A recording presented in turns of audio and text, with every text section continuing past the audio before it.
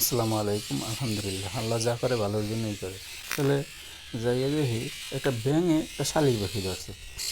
অবাক করা কাণ্ড, কাহিনী দেখি।